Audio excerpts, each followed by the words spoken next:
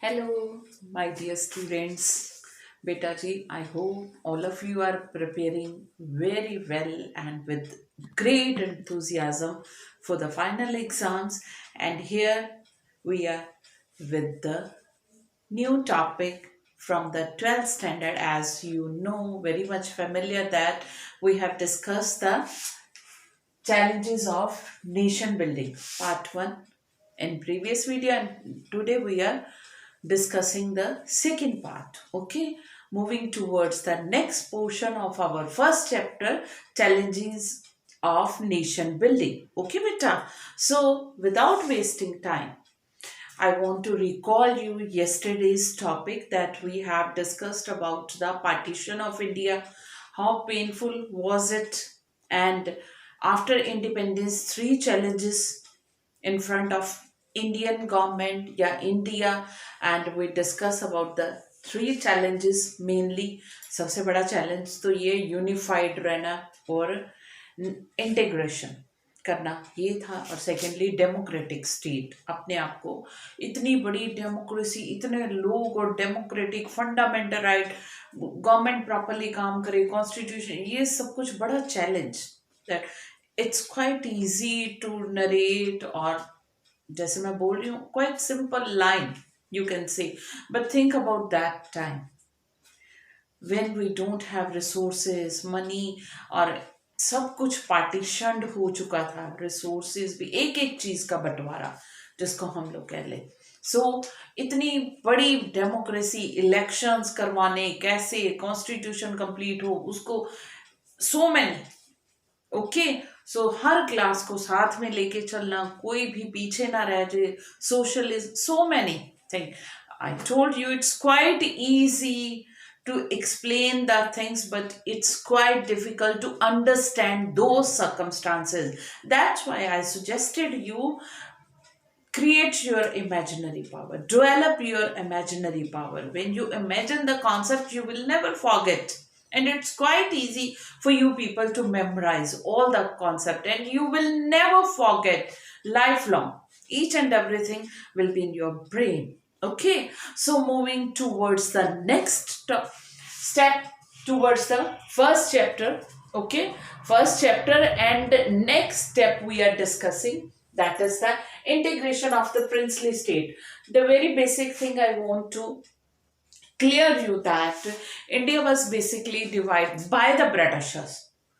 ठीक है, basically two parts में डिवाइडेड था। एक पार्ट में तो ब्रिटिशर्स का डायरेक्ट कंट्रोल था, Britishers have direct control over the Indian states, but कुछ एक अभी भी थे जहां पे प्रिंसेस और नवाब रूल करते थे, but under the supremacy of British crown. उन्होंने ब्रिटिश क्राउन की सुप्रीमेसी एक्सेप्ट कर ली हुई थी।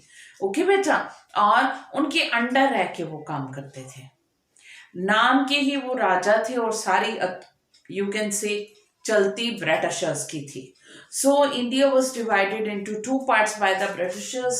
The very first were British Indian provinces, which were under the direct rule of Britishers. Britishers का direct rule था, वहां पे कोई प्रिंस या वहां पे कोई नवाब नहीं था, Britishers खुद ही रूल करते थे। And second was princely states. Okay, princely state I told you, नाम के ही वो प्रिंस थे, नवाब थे, उनको जो भी जमा होता था पैसा ब्रिटिशर्स को देना पड़ता था। Land revenue was the main source of income at that time. Okay, so Britishers उनको अपनी मनमर्जी से देते थे, एंड वो नाम के राजा थे, but they were ruling over their territory. चाहे वो स्मॉल छोटी सी स्टेट थी, चाहे बड़ी थी, उसके ऊपर रूल करते थे, but under the supremacy of British crown. उन्होंने बट सुप्रीमेसी किसकी एक्सेप्ट की हुई थी? ब्रिटिश क्राउन, यानी कि उनका राजा कौन है? जो इंग्लैंड का राजा है, जो ब्रिटेन की क्वीन थी उस टाइम पे। ओके, उसके अंडर ही थे। सो इंडिया जो था, जब उसको इंडिपेंडेंस मिली, सबसे मेजर प्रॉब्लम जो थी, 565 स्टेट्स थी, 565। We have at present 28 states, और कई बार कितनी प्रॉब्लम हो जाती है हर एक स्टेट का मैटर, हर एक स्टेट, और थिंक अबाउट 565 स्टेट्स कितनी छोटी छोटी बड़ी बड़ी, इतनों का संभालना, इंटीग्रेटेड, इकट्ठे करना, यूनिफाइड करना, it was such a problematic. और ऊपर से जब ब्रिटिशर्स कह गए हों कि जिसने पाकिस्तान में जाना है, स्पेशली टू द प्रिंसेस, आग लगा गए जाती जाती बार भी, कह लो आप ये, ठीक है, आग सुलगा गए, तीली जला गए, जिसको हम लोग कहते हैं कि जिसने इंडिया में रहना वो इंडिया में रहे, जिसने पाकिस्तान में रहना पाकिस्तान, और जिसने इंडिपेंडेंट रहना, जो आजाद रहना चाहता आजाद रहे। और क्या चाहिए, और क्या चाहिए इंडिया को? और पहले तो पार्टीशन कर ही दिया, धर्म के नाम पे बंटवारा कर ही दिया, जहर दिमाग में डाल ही दिया, अब और ज्यादा। एक तो पहले ही इंडिया इतना पेनफुल पार्टीशन, इतना ब्लडी, खून से लथपथ पार्टीशन हमने देखा, ऊपर से और ज्यादा। ये जो था बहुत दर्दनाक था, और इसको इकट्ठा करना, यूनिफाइड करके रखना, और वो भी डाइवर्स, इतने रिलीजन है, कल्चर है, ट्रेडिशन है, लैंग्वेजेस है, पूरा वर्ल्ड देख रहा है कि वेरी सून, सूनर और later again there will be division of India, और पार्टीशन हो जाना। किसी को नहीं ट्रस्ट था कि इंडिया यूनिफाइड रहेगा, जो पहले ही मेडिवल पीरियड में भी आपने देखा है कि कैसे हम लोग डिवाइडेड, लड़ते रहते थे, झगड़ते रहते थे, और ब्रिटिशर्स ने एडमिनिस्ट्रेटिव सेटअप किया, यूनिफाइड किया, और यही पूरी दुनिया देख रही थी। किसी को ट्रस्ट नहीं था कि इंडिया जो है वो यूनिफाइड, यूनिटी रह पाएगी, यूनाइटेड रह पाएगा India. Nobody was even trust, जैसे इंडिया कह रहा था डेमोक्रेटिक सेटअप हमने रखना है, सारे यूनाइटेड होके। So this was quite difficult task, और ऊपर से जो हम दर्द झेल रहे थे पार्टीशन का, दंगे फसाद, खून खराबे चल रहे थे, ऐसे हालात में यूनिफाइड करना, और ऊपर से ये सारा कुछ देखना, ये प्रॉब्लम होगी सबसे बड़ी। क्या होगी? जाते जाते आग लगा गए ब्रिटिशर्स, ठीक है, 565 स्टेट्स है, और वहां से जो सुलगा के गए थे वो जलनी शुरू होगी आग। और सबसे पहले रूलर ऑफ तरावरकोर, इन्होंने बोल दिया जी मैं तो इंडिपेंडेंट रहूंगा जी। ओके, बिल्कुल नहीं, अपने आप को इंडियन, यू कैन से स्टेट में, इंडिया के कंट्री में मर्ज करूंगा। उसको देखा देखी on the very second day, next day, Nizam of Hyderabad, इन्होंने भी बोल दिया जी हम लोग इंडिपेंडेंट रहेंगे। And third, Nawab of Bhopal, यहाँ पे इन्होंने भी यही कहा कि कॉन्स्टिट्यूएंट असेंबली में ये थे, इन्होंने रिवर्स स्टेप, पीछे की तरफ अपने कदम छीन लिए कि ना, मैं कॉन्स्टिट्यूएंट असेंबली का मेंबर नहीं रहूंगा, अब छोड़ दिया, यानी कि मैं भी इंडिपेंडेंट रहना चाहता हूं। ओके, सो ये कोई समझदारी नहीं कर रहा था। अभी गवर्नमेंट ऑफ इंडिया का अप्रोच ये था कि इंडिया को यूनाइटेड रखना, इकट्ठे रखना, कोई जोर जबरदस्ती भी ना लगे, खून खराबा भी ना हो, और किसी को ये ना लगे अटैक करके जबरदस्ती। गवर्नमेंट का अप्रोच यही था, नेगोशिएशन, बातचीत की जाए, पहले प्यार से मनाया जाए, सुलह सफाई करके, और उनको किसी ना किसी तरह से प्रेशराइज करके, अगर किसी भी तरह की सख्ती थोड़ी बहुत हो ओके, नहीं तो फ्लेक्सिबिलिटी से काम किया जाए। इसलिए ये गवर्नमेंट का अप्रोच था कि जितनी भी ये स्टेट्स है, उस टाइम कितनी छोटी छोटी स्टेट थी। I am giving you the example which is given in your book also, while you reading the chapter properly you will come to know about that. In today's जो आजकल का हमारा उड़ीसा स्टेट है, उसमें उस टाइम पे small 26 states थे, और सौराष्ट्र जो गुजरात का रीजन है उसमें 14 बिग और 119 स्मॉल स्टेट्स, इतनी छोटे छोटे, जिसको हम लोग कह लें चावल के दाने बिखर गए हैं, एक एक करके इकट्ठा करना, जोड़ना, बारीक बारीक, ठीक है, जैसे हमारे हाथ में चावल की प्लेट है, छांट रहे हैं, थाली है, या दाल एकदम से बिखर जाए, कैसे इकट्ठा करना। ये बड़ा चैलेंज था कि ये बिखरे ना, यूनाइटेड ही रहें, 565 और यूनिफाइड रहे, ये इसीलिए काम करना शुरू किया।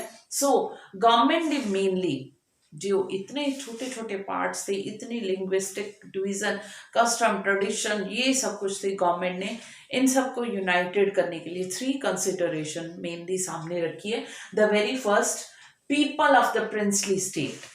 जो प्रिंसेस जो हैं, जो प्रिंसली स्टेट्स हैं, इंडिया से अलग होना चाहते हैं, इंडिपेंडेंट, उन लोगों की राय क्या है, वो लोग क्या चाहते हैं, और लोगों की राय सबसे आगे हो, उनको अपने कॉन्फिडेंस में लेकर इंडिया के साथ उनको मर्ज करना है।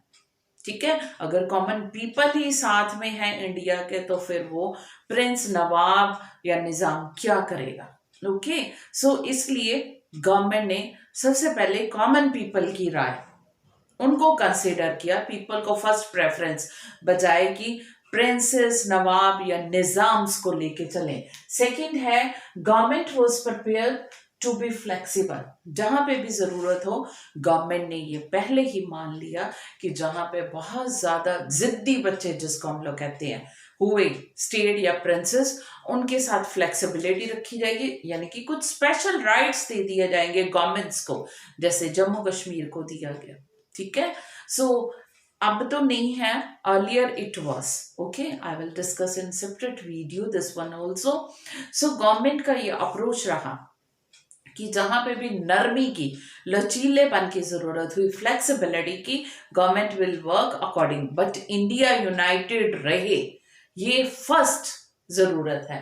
थर्ड, गवर्नमेंट जो थी, integration, I have told you कि इंडिया यूनाइटेड रहे, और जो डिमार्केशन ब्रिटिशर्स करके गए बाउंड्रीज की, उनको पक्का करना, कहाँ पे क्या कैसे, और फिर consideration of the territorial boundaries of the nation had assume, जो हमारे टेरिटरी है वो उसकी बाउंड्री सॉलिड हो, और हर स्टेट, ये हमारी सुप्रीम कंसिडरेशन थी। और इंटीग्रेशन, पूरा इंडिया इंटीग्रेशन, यूनाइटेड हो, इंटीग्रेटेड हो, दिस वाज द मेन हमारा टास्क था, इंपॉर्टेंस थी, या सुप्रीम इंपॉर्टेंस थी हमारी। एंड द नेक्स्ट इज, ये क्या था, इसके लिए पूरे इंडिया को यूनाइटेड करने के लिए एक प्रोग्राम बनाया, इंस्ट्रूमेंट ऑफ असेक्शन। ठीक है, असेक्शन का ये बनाया गया कि हर एक को अपने अंदर लेना है, अपने कंट्री में रखना है, कोई स्टेट अलग ना हो। ये जूनागढ़, हैदराबाद, कश्मीर और मणिपुर थे मेनली स्टेट जो अब प्रॉब्लम कर रहे थे, बाकी सब यूनाइटेड हो गए, बट जूनागढ़, हैदराबाद, कश्मीर और मणिपुर स्टेट। सबसे पहले we are going to discuss about the Hyderabad, क्योंकि जूनागढ़ तो वेरी सून मर्ज हो गया, थोड़ा सा मिलिट्री का threat, we will discuss also this one, but before proceeding towards that one, firstly we will discuss about the Hyderabad. Hyderabad was ruled by king, जिसको निजाम कहते थे हैदराबाद के लोग। Okay, at that time this he was a richest person in the world, दुनिया में बहुत अमीर आदमी था ये निजाम। ओके, और हैदराबाद में, उस टाइम के हैदराबाद में आजकल के जो महाराष्ट्र, आंध्र प्रदेश और कर्नाटका के भी कुछ पार्ट शामिल थे। This was so big province, you can see state, बहुत बड़ी थी, बट निजाम ने मना कर दिया कि he wanted to be remain independent. But Hyderabad चारों तरफ से, आपको पता है, इंडियन स्टेट से घिरा हुआ, और सेंटर ऑफ द इंडिया से, कोई साइड पे तो है नहीं है किसी कंट्री के साथ मिल जाए या कुछ ऐसे, पूरी तरफ से इंडियन स्टेट्स है। सो ये निजाम ने कहा कि वो अलग रहेगा, बट निजाम से कॉमन पीपल वहां के जो थे वो खुश नहीं थे। The people of Hyderabad wanted to join Indian territory, वो इंडिया के साथ, इंडियन गवर्नमेंट के साथ ज्वाइन करना चाहते थे और रहना चाहते थे। दे वर अगेंस्ट द निजाम, क्योंकि निजाम के अत्याचार, ऐशो आराम अपने खत्म ही नहीं हो रहे थे। The Nizam was not looking after the people and not working for the welfare of the common people. More over वहां पे रजाका जो थे, उन्होंने नॉन मुस्लिम पीपल को अटैक करना शुरू कर दिया, पैरामिलिट्री फोर्सेस यू कैन से। और सिचुएशन उन्होंने इतनी बेदर्दी से मारना, कुचलना, दंगे फसाद एक किस्म के, जितने भी नॉन मुस्लिम थे, क्योंकि वो पैरामिलिट्री फोर्सेस जो थे मेनली मुस्लिम थे, और उन्होंने जितने भी नॉन मुस्लिम्स थे उनको मैसेकर, जिसको हम लोग कहें, ठीक है, ये होना शुरू हो गया, राइट्स, दंगे फसाद, फिर वहां पे खून खराबा, और निजाम खुद आप मुश्किल में पड़ गया क्योंकि उसके कंट्रोल में ही नहीं रहा जो सिचुएशन थी। ऐसे हालात में हैदराबाद के लोगों ने इंडियन गवर्नमेंट को गुहार लगाई, you can call for the help, ठीक है। वो बिल्कुल गवर्नमेंट ऑफ इंडिया के साथ मिल गए, इंडिया ने अपनी मिलिट्री भेजी और सिचुएशन को अपने कंट्रोल में किया, खत्म किया यह सब कुछ, और निजाम ऑफ हैदराबाद ने इंडिया में मर्ज होने की ट्रीटी को साइन कर दिया। Okay, this is the story of Hyderabad. Now we are moving towards the Manipur. Manipur में भी किंग थे बौद्ध चंद्रा सिंह, ठीक है। He was also not agreed, okay, वो भी कन्विंस्ड नहीं थे, he also wanted to remain independent, अलग राजा बन के रहना चाहते थे, बट वहां पे कॉमन पीपल चाहते थे इंडिया। सेम स्टोरी, वहां पे जो कांग्रेस पार्टी थी, कांग्रेस के लीडर थे, they also wanted to merge in India. Okay, so in situation में जो कांग्रेस थी या कुछ एक लोकल पार्टी जरूर प्रोटेस्ट कर रही थी, ऐसे सिचुएशन में the Manipur was the first state of India where the general election were held. पहली बार इलेक्शन हुए वहां पे इंडिपेंडेंट इंडिया के, ठीक है, जून 1948 में, कॉमन पीपल की राय जानने के लिए whether they wanted to join India और वांटेड टू रिमेन इंडिपेंडेंट, ठीक है। Okay, you are getting me. So Manipur first state बन गई इंडिया में जहां पे इलेक्शन हुए। Situation was not so much clear, okay, but still common people and Congress वहां पे जो totally wanted to join the Indian, ठीक है, mainland of India and wanted to remain the part of India. सो होते होते last सितंबर 1949 में, okay, Manipur ultimately legally became the part of India, and the king of Manipur, Bodh Chandra Singh, signed the treaty to merge in Indian territory. I hope you understood very well. Okay, we have discussed the second part. I have told you that step by step we will move forward. This is the second part. Afterwards, in next video we will conclude the chapter, and then I will discuss the very important chapter, a very important question from this chapter. Okay, take the screenshot, and that's all from my side. But before leaving, once again I want to remind you, please like, comment, share and subscribe to my channel. That's all, beta. Take the screenshot.